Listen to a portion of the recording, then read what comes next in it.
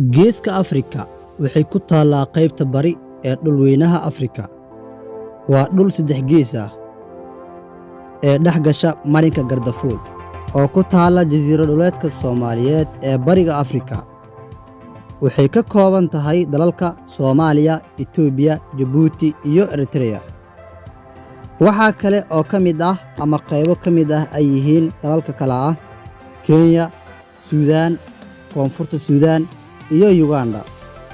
Baaxadda Geeska Afrika ayaa gaaraysa 1,882,857 kiiloomitir oo square.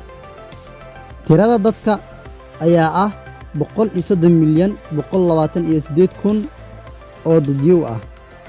Ururka ay ku midaysan yihiin ayaa loo yaqaanaa Urur Goboleedka IGAD. Dalalka ururka ka tirsan ayaa kala ah Djibouti, Eritrea, Itoobiya iyo Soomaaliya. Saacadaha ama waqtiyada ay xisaabsadaan dhammaan way ka siman yihiin oo haddii kala horeeyaan daqiiqado ayay kala horeeyaan.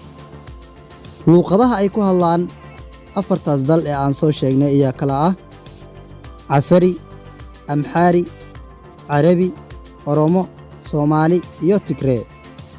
Magaalooyinkooda ugu waaweyn ayaa ah magaalada Djibouti, Addis Ababa oo caasimad u ah dalka Itoobiya, Muqdisho oo caasimad u ah dalka Soomaaliya, Asmara oo iyaduna caasimad u ah dalka Eritrea.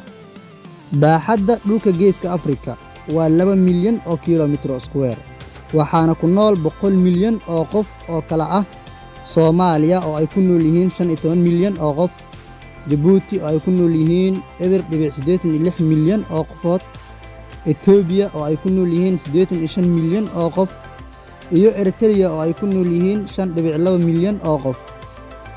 Dhulka loo yaqaano Geeska Afrika waxaa ku badan Soomaalida marka loo fiiriyo qowmiyad ahaan.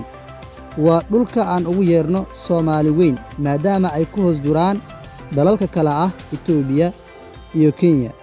Marka loo fiiriyo dad ahaanna waxaa ku badan shacabka ku nool dalka Itoobiya.